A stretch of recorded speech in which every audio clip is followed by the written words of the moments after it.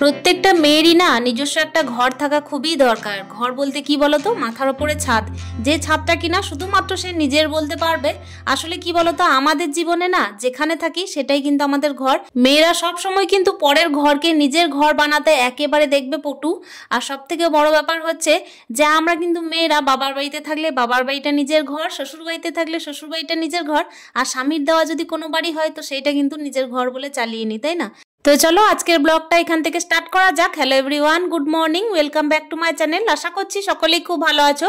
বীরভূম জেলার ছোট্ট একটা শহর থেকে আমি সুধা আবারও চলে এসেছি নতুন দিনে নতুন আরো একটা ব্লগ নিয়ে। সাথে থাকো আমার, আশা করছি আজকের ব্লগটাও তোমাদের খুব ভালো লাগবে।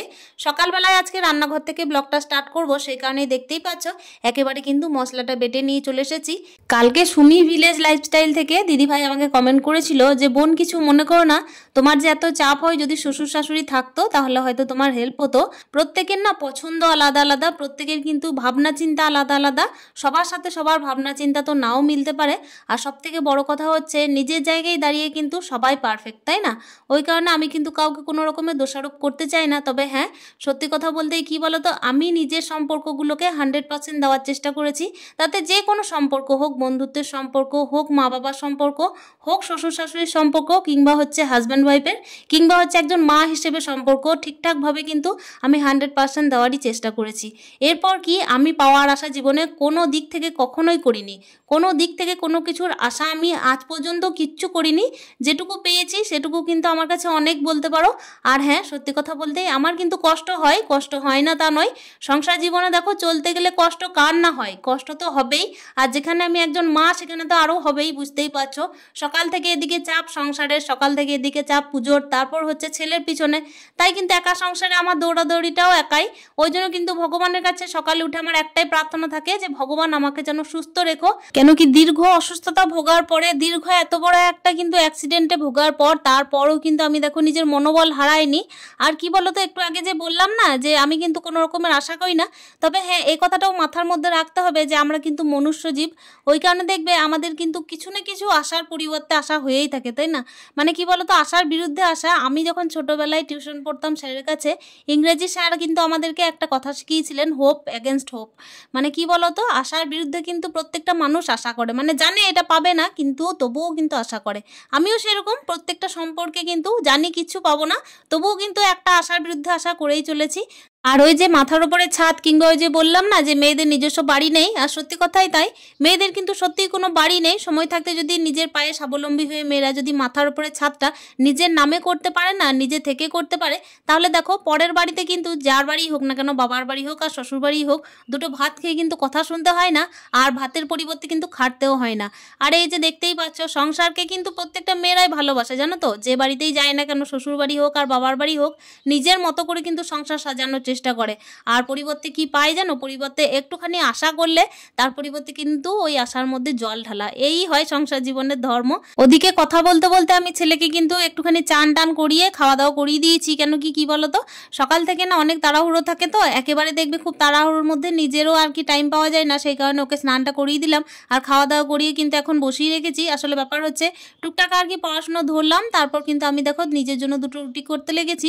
কয়েকদিন যাবত না মুড়ি খেতে একদম ভালো লাগছিল না, তো আজকে ভাবলাম একটু রুটি করে নিই। এদিকে যেই আমি রুটি করতে লেগেছি সেই কিন্তু গাড়িওয়ালা হর্ন দিতে শুরু করে দিয়েছিল, তো ছেলেকে আমি দৌড়ে দৌড়ে গিয়ে দিয়ে এলাম। তারপর দেখো এখানে আবার তাওয়াটা বসিয়ে দিয়েছি রুটি করার জন্য।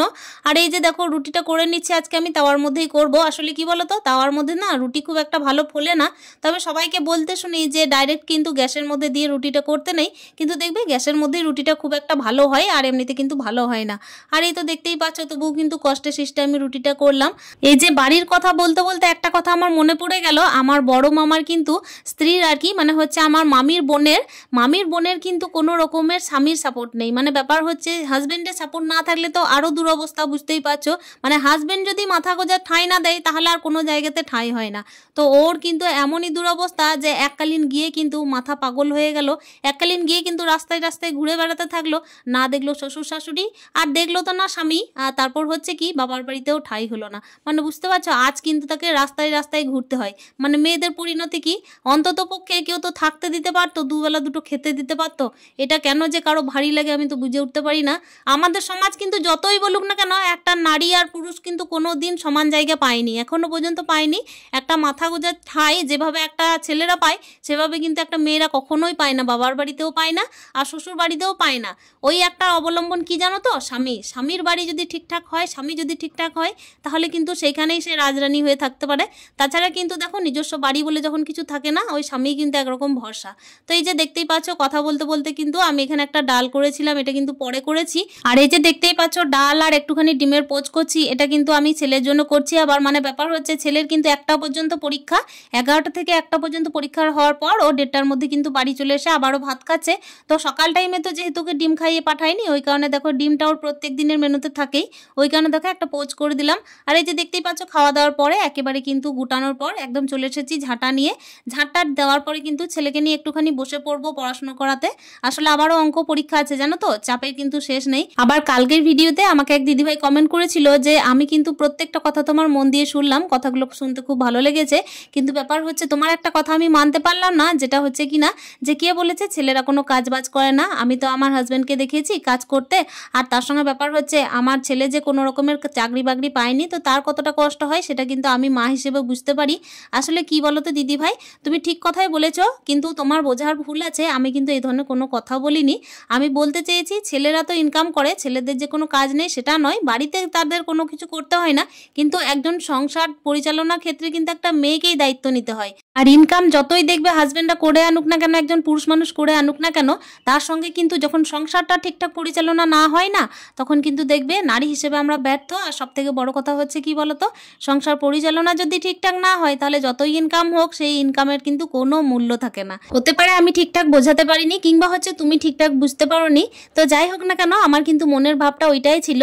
আর এই যে দেখতেই পাচ্ছ, আমি কিন্তু একদম সংসারে কাজ করতে করতে ঝাঁট দেওয়াটাও কমপ্লিট করে ফেললাম। ওদিকে না অনেকগুলো কাপড় জড়ো হয়েছিল, তো সেগুলোকেও ভাবলাম যে ভাঁজ করে নিতে হবে। আসলে কয়েকদিন যাবত হচ্ছে কি, ছেলের পরীক্ষার জন্য কাপড় চোপড়গুলো একদম ভাঁজ করা হচ্ছিল না, আর অনেকগুলো জড়ো হয়ে আছে। তো এখন না ছেলেকে টিউশন পড়াতে এসেছে, বিকাল যখন বাজে ওই 5টা, তো এই টাইমে ছেলেকে যখন টিউশন পড়াচ্ছে, তখন ভাবলাম যে চলো আমি কাপড়গুলো একটু ভাঁজ করে নিই। যেসব মেয়েদের কপালে ঠিকঠাক স্বামী না জোটে না, তাদের কিন্তু আরও দুরবস্থা জানো তো। মাথার ওপরে ছাদ যখন স্বামীও না দেয়, তখন সেসব মেয়েদের যে কি অবস্থা হয়, ওই যে একটু আগে বললাম না আমার মামার আর কি স্ত্রীর মানে বোনের কথা, মানে ব্যাপার হচ্ছে আমার মামার শালিকা, তো তার অবস্থা যে কি রকম আমি তো তাই চিন্তা করছি। ওনার কিন্তু আবার কোনো রকমের কোনো সন্তানও হয়নি, মানে সন্তান থাকলে তবুও বা তার মুখটা কি একটু মানে বেঁচে থাকতো, তো সন্তান না থাকলে আবার আরও দুরবস্থা। মাথার উপরে ছাদ অন্তত মানে সন্তানের জন্যও তো পেতো। তো এই যে বললাম, মাথার উপরে ছাদ যার নেই তার কিন্তু কিচ্ছু নেই। আর একজন নারীর কিন্তু যখন মাথার উপরে ছাদ থাকে না, তখন যে তার কি হাল হয়, মানে সমাজ যে তাকে কি চোখে দেখে, সেটাও কিন্তু ভাবতে হয়। আর আমরা মেয়েরা যে ছাদটাই পাই না কেন নিজের জন্য, সেই ছাদটাই কিন্তু নিজের ভেবে দেখবে গুছিয়ে রাখতেও ভালোবাসি। ওই কারণে সকাল থেকে দেখবে যে কাজটাই করি না কেন খুব মন দিয়েই করি, সেটা হোক বাবার ঘরের কাজ কিংবা হচ্ছে শ্বশুরবাড়ির। আর এই যে আমার স্বামী তৈরি করা বাড়িটা, যাই হোক না কেন, মাথার উপরে যে ছাদটাই থাক না কেন, সেই ছাদের নিচে যে কাজগুলো থাকে না, সেগুলো কিন্তু অতিরিক্ত মন দিয়ে করি। আর এই তো দেখতেই পাচ্ছ, একেবারে কিন্তু ফিরে এসেছি একদম রাত্রিবেলায়। মানে রাত্রিবেলায় কখন ফিরে এসেছি বলো তো? একদম রাতের ডিনার সারার পরে, মানে ছেলেকে নিয়ে পড়াশোনা করালাম, রাতে খাওয়া দাওয়া করালাম, তারপর কিন্তু একেবারে দেখো গ্যাসটা মুছতে চলে এসেছি। রান্নাঘরটা সুন্দর করে তো দিনের টাইমে মুছে নিয়েছিলাম, তারপর দেখো রাত্রিবেলায় যেহেতু খাবার দাবার আবার গরম করেছি, কিছু কিছু মানে ভাজাভুজি করেছি, তো সেই কারণে একেবারে সুন্দর করে আবারও গ্যাসটা মুছে দিচ্ছি। আর গ্যাসটা যতক্ষণ না মোছা হবে ততক্ষণ তো আমার মন মেজাজ একদম ভালো লাগে না, কেন কি মাথার উপরে এই যে ছাদটা আছে না, সেটাকে আমি প্রচণ্ড পরিমাণের ভালোবাসি জানো তো। সেটা হতে পারে আমার স্বামীর বানানো, কিন্তু প্রত্যেকটা অংশ কিন্তু মানে আমার একদম আত্মা জুড়িয়ে আছে। এদিকে আজকে খুব তাড়াহুড়োর মধ্যে মানে খাওয়া দাওয়াটা করে নিয়েছিলাম। আসলে ব্যাপার হচ্ছে আবার কিন্তু সকালে খুব তাড়াতাড়ি উঠতে হবে।